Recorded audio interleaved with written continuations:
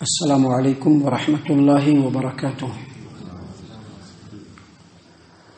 اعوذ باللہ من الشیطان الرجیم، بسم اللہ الرحمن الرحیم۔ وَيَسْتَفْتُونَكَ فِي النِّسَاءِ قُلِ اللَّهُ يُفْتِيكُمْ فِيهِنَّ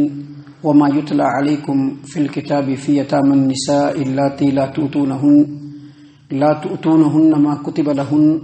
وَتَرْغَبُونَ أَن تَنكِحُوهُنَّ والمستضعفين من الولدان وأن تقوموا لليتامى بالقسط وما تفعلوا من خير فإن الله كان به عليما۔ معزز سامعین کرام، سورۃ النساء سورہ نمبر 4 اور اسی سورت سے بھی آپ کے سامنے آیت نمبر 127 تلاوت کی گئی۔ سامعین کرام، اس آیت کریمہ میں ان سوالوں کے جوابات دیے جا رہے ہیں جو عورتوں کے بارے میں پوچھے جاتے ہیں، اور سورۃ النساء کے آغاز میں ہی عورتوں کے تعلق سے اور ان کے اوپر ہونے والے ظلم و ستم کے تعلق سے کچھ باتیں بیان کی گئی تھی جو زمانے جاہلیت میں ہوا کرتا تھا، اور پھر اس کی اصلاح بھی کی گئی۔ ان آیتوں کا اس آیت کریمہ سے بڑا گہرا تعلق ہے۔ دیکھیے، اللہ تبارک و تعالیٰ نے فرمایا ہے وَيَسْتَفْتُونَكَ فِي النِّسَاءِ، اے محمد صلی اللہ علیہ وسلم، لوگ آپ سے عورتوں کے بارے میں پوچھتے ہیں۔ قُلِ اللَّهُ يُفْتِيكُمْ فِيهِنَّ، آپ لوگوں کو کہہ دیجئے کہ اللہ تبارک و تعالیٰ اس کے بارے میں، یعنی ان لوگوں کے بارے میں، عورتوں کے بارے میں تم کو خود فتویٰ دیتا ہے، یعنی تمہارے سامنے عورتوں کے جو سوالات ہیں ان کے جوابات وضاحت کے ساتھ اللہ تبارک و تعالیٰ خود دیتا ہے۔ اور پھر آگے اللہ تبارک و تعالیٰ نے فرمایا وَمَا يُتْلَى عَلَيْكُمْ فِي الْكِتَابِ فِي يَتَامَى النِّسَاءِ اللَّاتِي لَا تُؤْتُونَهُنَّ مَا كُتِبَ لَهُنَّ، اور قرآن کریم کی وہ آیتیں بھی جو یتیم عورتوں کے بارے میں ہے، جو اس سے پہلے تمہارے سامنے تلاوت کی جا چکی ہیں، وہ آیات بھی ان چیزوں کی وضاحت کرتی ہیں۔ معزز سامعین کرام، یہاں پر جو اللہ تبارک و تعالیٰ نے یہ فرمایا کہ عورتوں کے بارے میں جو تم سوال کر رہے ہو اس کا فتویٰ اللہ تبارک و تعالیٰ دے رہا ہے، اس کی وضاحت اللہ تبارک و تعالیٰ فرما رہا ہے، اور اسی طرح سے اس بات کی وضاحت قرآن کریم کی وہ آیتیں بھی کر رہی ہیں جو اس سے پہلے نازل ہو چکی ہیں اور تمہارے سامنے تلاوت کی جا چکی ہیں۔ سامعین اکرام، یہ جو آیت کریمہ ہے، یہ سورۃ النساء آیت نمبر 127 ہے، اور جن آیات کے بارے میں یہاں پر بیان کیا جا رہا ہے وہ اسی سورت میں آیت نمبر 3 ہے اور آیت نمبر 11 ہے۔ آیت نمبر 3 میں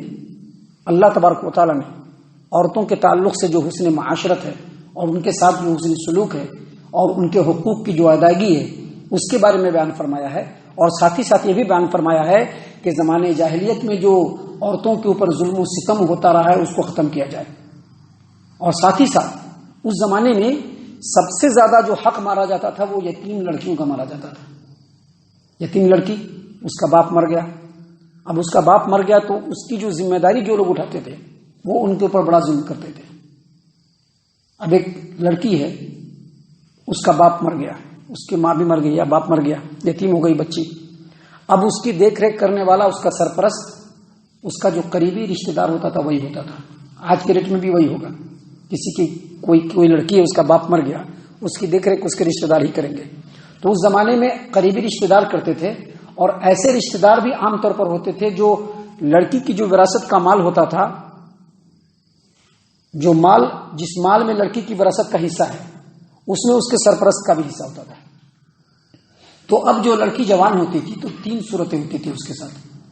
پہلی صورت یہ ہوتی تھی کہ لڑکی خوبصورت نہیں ہے، اب خوبصورت نہیں ہے تو اس کے سرپرست اس سے شادی کرنے کی چاہت بھی دل میں نہیں رکھتے ہیں، اور پھر دل میں چاہت نہیں ہے لیکن چونکہ مال والی عورت ہے تو وہ مال والی عورت ہونے کی وجہ سے کہ اگر دوسری جگہ ہم شادی کرا دیں گے تو جو مال ہے وہ دوسری جگہ چلا جائے گا،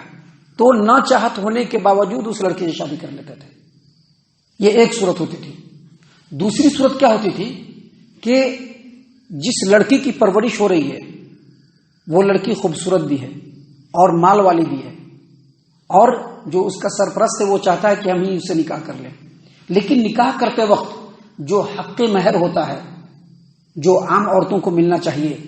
یا اسی عورت کی شادی اگر دوسری جگہ پر ہوگی جو حق مہر ملے گا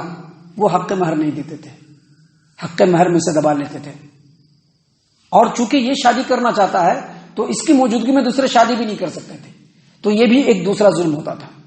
اور تیسرا ظلم اور تیسری ناانصافی یتیم لڑکیوں کے ساتھ کیا ہوتی تھی کہ اب جو لڑکی جس کی پرورش ہو رہی ہے وہ جب بڑی ہوئی ہے تو وہ خوبصورت بھی نہیں ہے اور اس کے پاس مال بھی نہیں ہے، اب خوبصورت بھی نہیں ہے اور مال بھی نہیں ہے تو اس کے سرپرست شادی کرنے کی کوئی چاہت نہیں کرتے تھے۔ اللہ تبارک و تعالیٰ نے آیت نمبر 3 میں ان تمام باتوں سے روکا، جو سورۃ النساء آیت نمبر 3 ہے، ان تمام باتوں سے روکا۔ جب ان تمام باتوں سے روکا تو جو لوگ اسلام اور ایمان میں آئے تھے ان لوگوں نے احتیاط کرتے ہوئے جن یتیم لڑکیوں کی پرورش ان کے ذمہ میں رہتی تھی ان سے شادی کرنا اور نکاح کرنا چھوڑ دیا،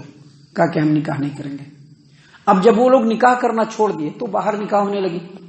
اب باہر دوسرے جگہوں پر جب شادی ہوتی تھی تو کہیں پر ٹھیک رہتا تھا اور کہیں پر لڑکیوں کو وہ حسن سلوک نہیں ملتا تھا جو یہاں پر مل سکتا تھا،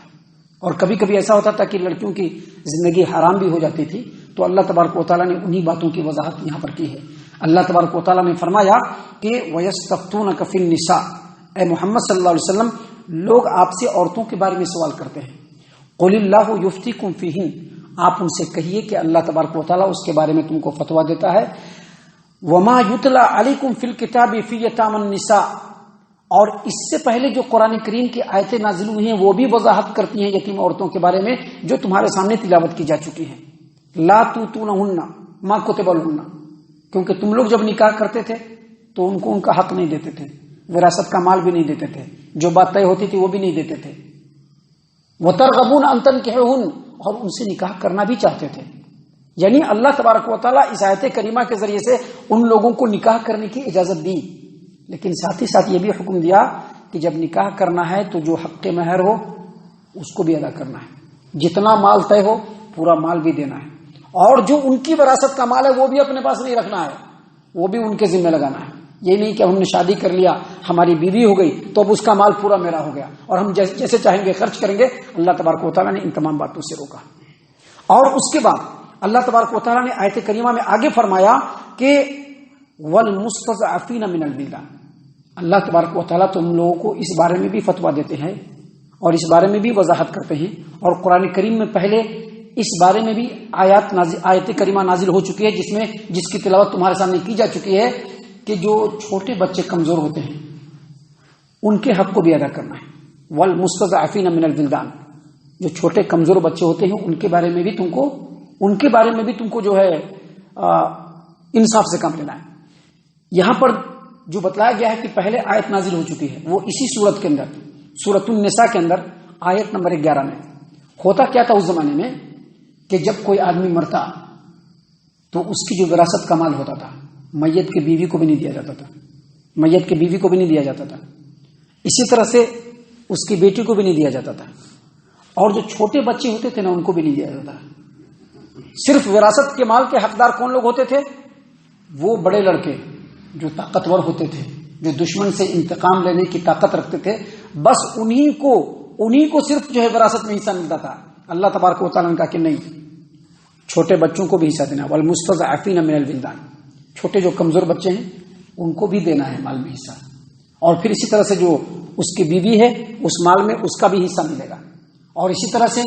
اس کی جو لڑکیاں ہیں اس کو بھی مال میں حصہ ملے گا۔ اللہ تبارک و تعالیٰ نے کہا کہ سبھی کے ساتھ انصاف کرنا ہے۔ اور اس کے بعد پھر آگے اللہ تبارک و تعالیٰ نے فرمایا وَأَن تَقُومُوا لِلْيَتَامَى بِالْقِسْطِ، اور اللہ تبارک و تعالیٰ تم کو اس بات کا بھی حکم دیتا ہے، اور قرآن میں پہلے بھی نازل ہو چکا ہے، تمہارے سامنے آیت تلاوت کی بھی جا چکی ہے کہ جو یتیم بچے ہیں ان کے ساتھ بھی انصاف سے کم لینا ہے۔ اب یتیم بچہ ہے، لڑکا ہے، اس کے ساتھ بھی انصاف سے کم لینا ہے۔ اگر اس کا مال ہے تمہارے پاس اس کی حفاظت بھی کرنی ہے، اس کی دیکھ ریکھ بھی کرنی ہے، اور اس کے ساتھ انصاف سے اس کی پرورش کرتے ہوئے اس کو بالغ بھی کر کے اس کے مال کو اس کے حوالے بھی کرنا ہے انصاف کے ساتھ۔ اور اگر لڑکی ہے تو لڑکی کے ساتھ بھی انصاف کرنا ہے۔ اللہ نے فرمایا وَأَن تَقُومُوا لِلْيَتَامَى بِالْقِسْطِ، اور اللہ تبارک و تعالیٰ اس بات کی بھی وضاحت فرماتا ہے، تم لوگوں کو اس بات کا بھی حکم دیتا ہے کہ یتیموں کے ساتھ بھی تم انصاف سے کام لو۔ اللہ نے آگے فرمایا وَمَا تَفْعَلُوا مِنْ خَيْرٍ، اور جو کچھ تم خیر و بھلائی کے کام کرو گے فَإِنَّ اللَّهَ كَانَ بِهِ عَلِيمًا، بے شک اللہ تبارک و تعالیٰ ان تمام خیر و بھلائی کے کاموں کو جاننے والا ہے۔ معزز سامعین کرام، یہ باتیں ہیں جو اللہ تبارک و تعالیٰ اس سماج و معاشرے یعنی اسلامی